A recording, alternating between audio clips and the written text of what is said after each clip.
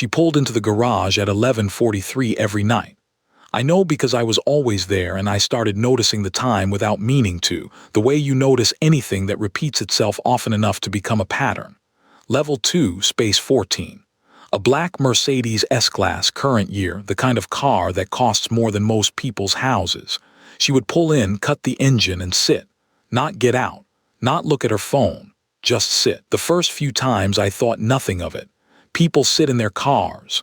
People are tired at the end of a long day. But after 2 weeks I started to understand that this was not tiredness. Tiredness looks like a person who does not want to move. What I was watching through the garage camera monitor was something different. This was a person who could not move, who had parked the car in the dark of a concrete garage because the garage was the only place between her office and her front door where nobody was watching her and nobody needed anything from her. And she could finally let her face do what it had been holding back since morning. I watched her sit in that car for 30, 40, sometimes 50 minutes before she would finally get out, straighten her coat, and walk to the elevator with the posture of a woman who had never once broken down in a parking garage in her life. She was one of the most powerful people in the building above me. I was the man in the booth at the entrance who validated tickets and made sure nobody parked in the reserved spaces. I had no business noticing any of this, but I noticed. I noticed things.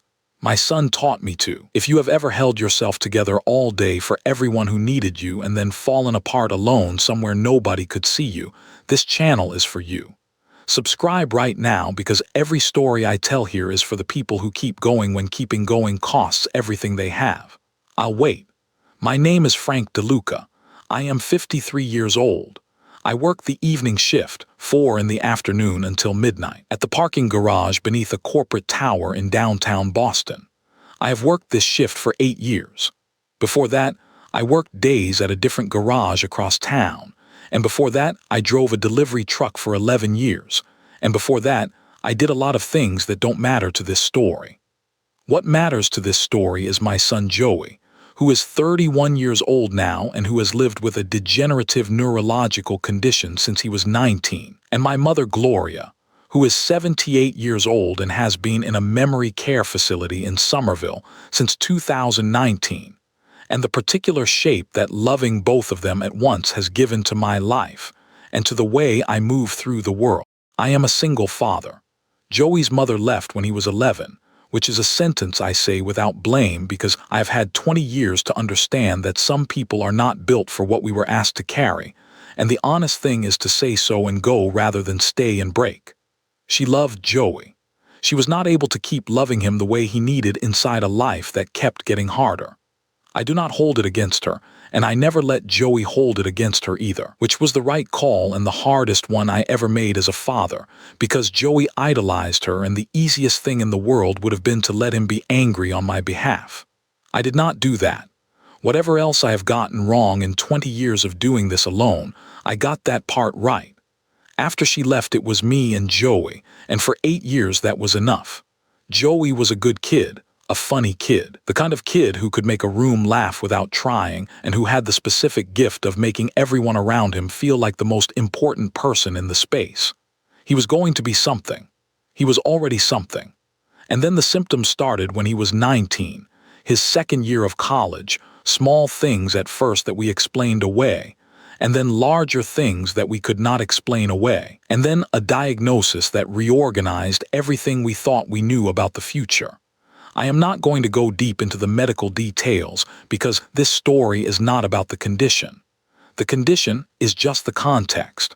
What matters is what the condition required of both of us.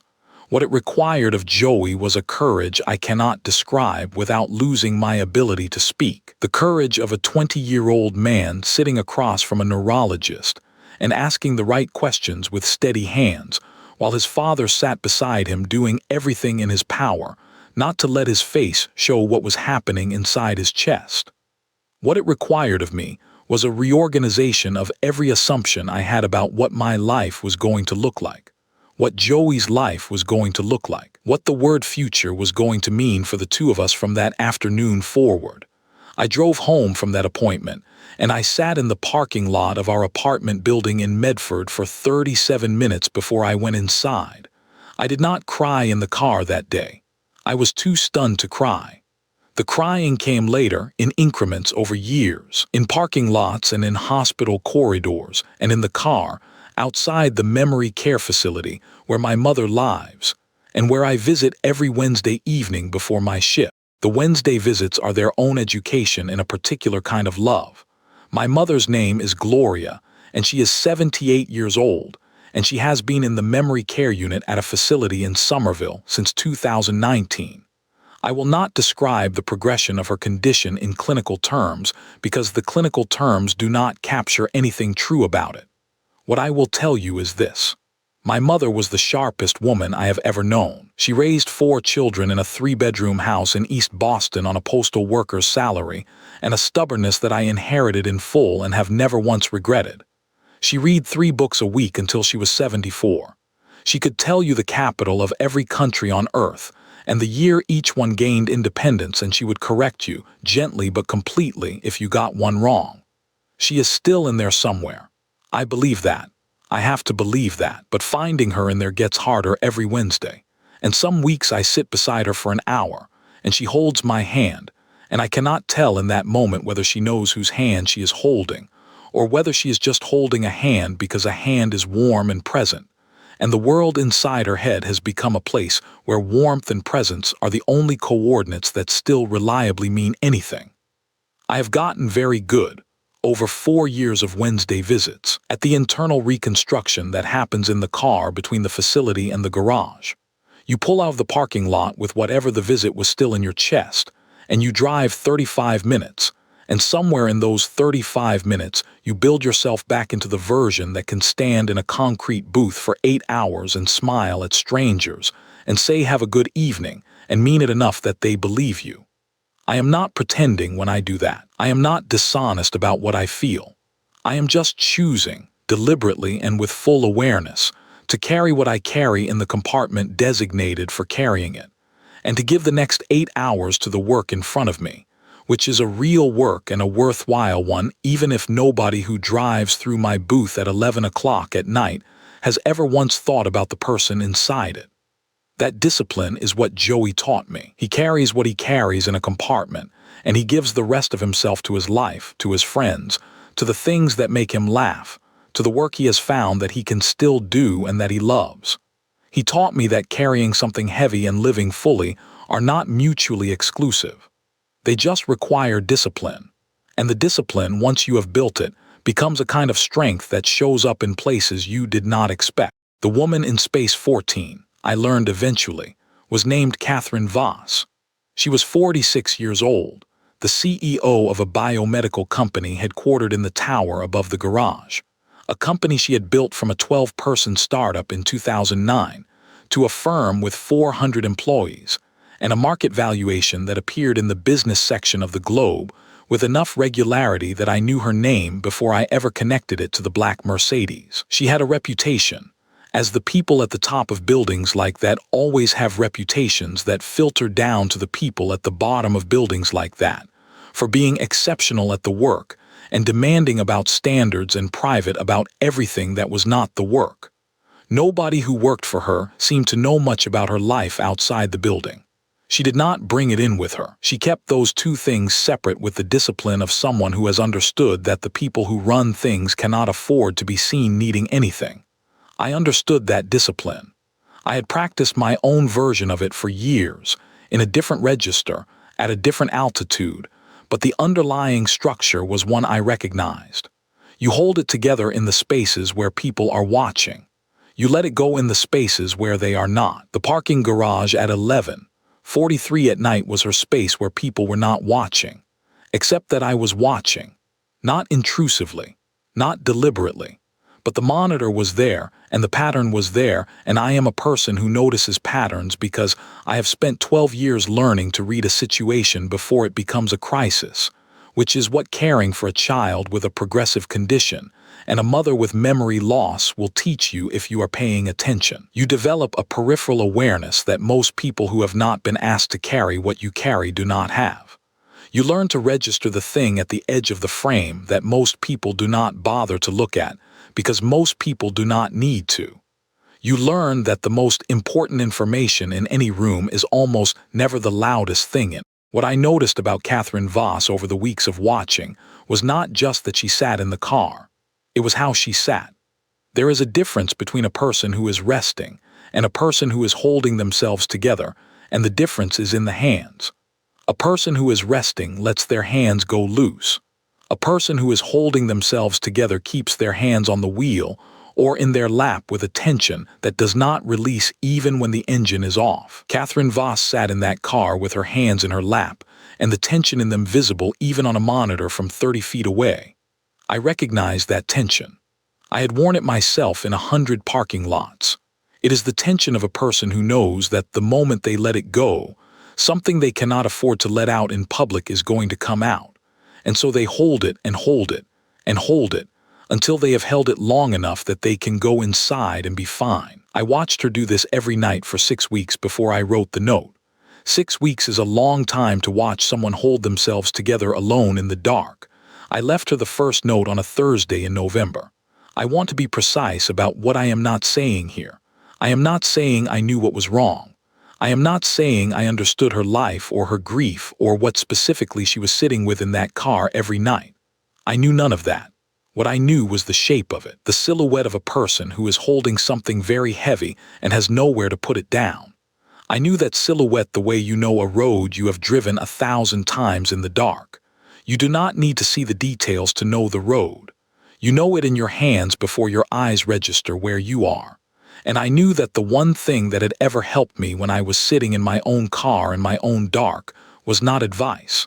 Not solutions, not someone telling me it would get better or that I was strong or that everything happened for a reason, which is the sentence I have come to believe is said almost exclusively by people who have not yet been asked to carry the specific thing that is breaking you. Those people mean well. Their words arrive with genuine intention and land like rain on concrete, present for a moment, and then gone without reaching anything. What helped? The only thing that had ever truly helped was the specific and unrepeatable experience of knowing that one other person had seen me, actually seen me. Not the assembled version I showed the world, but the version that sat in parking lots after hospital visits putting itself back together piece by piece. Just that. Just being seen. No transaction. No advice attached. No requirement to be okay or grateful or any particular thing. Just the plain acknowledgement that I had been witnessed carrying what I was carrying, and that the person witnessing it was not looking away. So I wrote her a note, not long, not presumptuous. I wrote it on the back of a parking validation slip because that was what I had. I wrote, I don't know what you're carrying, but I see that you're carrying it, and I see that you show up anyway. That takes more than most people know. I folded it once and I walked to space 14 between cars and I left it under the driver's side wiper where she would find it when she came out. I did not sign it. I almost did. And then I decided not to because a signed note from the parking attendant would have made it about me, about the relationship between us, about whether she was supposed to respond or acknowledge or feel something about the man in the booth. I wanted it to be only about her, about the fact of being seen with no transaction attached. I went back to the booth. I finished my shift. I drove home. I genuinely did not know what would happen, and I want to be honest that a significant part of me was aware that leaving an unsigned note on a CEO's windshield at midnight could have gone very differently than it did. I was a 53-year-old man in a parking uniform. She was one of the most powerful people in that building. The gap between those two positions is exactly the kind of gap that makes gestures like mine easy to misread. I knew that. I left the note anyway because I decided that the cost of her misreading it was worth the chance that she would not. She came in the next evening at her usual time, which was around 6:30 before the late nights began. She did not stop at the booth. She went straight to her space the way she always did. I watched the monitor. She parked. She got out. She went to the elevator. Normal. I thought perhaps she had not found the note, or had found it and discarded it without reading it, or had read it and decided the best response was no response. All of those were reasonable outcomes, and I had made my peace with them before I wrote the thing. And then at 11:48 she pulled back in from wherever she went in the evenings and she parked in space 14 and she cut the engine and she sat, same as always. I watched the clock, 12 minutes, 15. And then she got out of the car and instead of walking to the elevator, she walked to the booth. She had the note in her hand. She had unfolded it and refolded it, and the crease was soft the way paper gets when it has been opened and closed many times. She stood at the window of the booth, and she looked at me for a moment without speaking. She had the eyes of a person who has been alone with something for a very long time and has just been surprised by the experience of not being alone with it. She said, "Was this you?" It was not quite a question. I said yes. She looked at the note and then at me and then back at the note. She said, "How long have you been watching?" I told her not watching exactly, noticing there's a difference. She was quiet for a moment. And then she said, "My husband left 8 months ago. We were married for 19 years. I have a daughter who is 14 and a company with 400 people, and not one single person in my life I can fall apart in front of. Not one." And then she stopped talking and pressed her lips together and looked at the ceiling of the booth in the way people look at ceilings when they are refusing to cry in front of someone they have just met. I did not say anything. I did not offer solutions or perspective or reassurance. I just let the silence be what it was, which was the silence of one person finally saying the true thing out loud after 8 months of keeping it in a car at midnight. After a while, she looked back at me. She said, "How do you do it?" Keep showing up, she meant. I told her about Joey. I told her about my mother. I told her about the Wednesday visits and the drive to work afterward and the internal reconstruction I had gotten good at and what it had cost me to get good at it. I told her that I did not have an answer for how you keep showing up. I told her that in my experience you mostly just do it because the alternative is not showing up and you are not the kind of person who doesn't show up. She looked at me for a long time. She said, "How do you know what kind of person I am?" I said, "Because you are here at midnight when you could have gone home at 5. Whatever you are carrying it while still doing the work. That is not nothing. That is almost everything." She left. She went to her elevator. I finished my shift. I drove home and I sat at my kitchen table for a while before I went to bed, and I thought about what she had said about not one single person she could fall apart in front of. And I thought about how that is the specific and terrible tax that power levies on the people who hold it. This mandatory performance of being fine. This constant requirement to be the most composed person in any room, because the rooms are full of people whose livelihoods depend on your composure and your clarity and your ability to make the right call on the right day. I thought about how the garage at midnight was her only exemption from that requirement, the one place where nobody needed her to be the CEO. And I thought about how much courage it took for her to walk from space 14 to the booth window and say the true thing to the man she had never spoken to before. That walk was longer than it looked. I left her another note the following Thursday, and the one after that.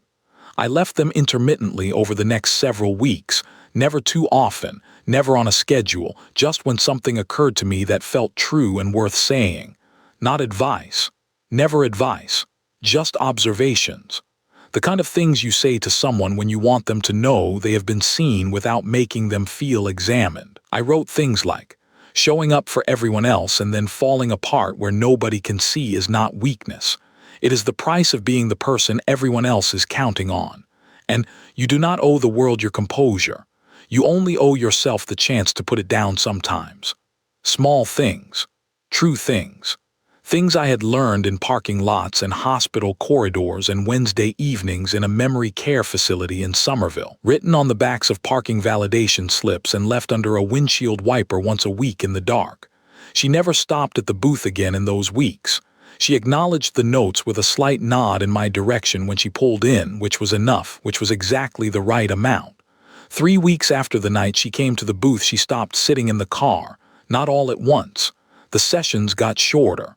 20 minutes, 10, 5. And then one evening she pulled in and went straight to the elevator, and I understood that something had shifted, that the car at midnight had served its purpose, and she had found some other way to carry the weight, or had found someone else to help her carry it, or had simply gotten strong enough in some new direction that the garage was no longer the only place she could breathe. I did not know which. I did not need to know. The work was done when it was done. That is the nature of the kind of help that does not announce itself. She came to the booth one last time on a Tuesday morning in January. I was just starting my shift. It was early, earlier than she usually arrived, and she was in different clothes than I had ever seen her in, not the work clothes, just a coat and jeans, and she had clearly come specifically to do this rather than it being incidental to her day. She had a coffee in her hand, and she set it on the counter of the booth like she was settling in for a conversation, which she was.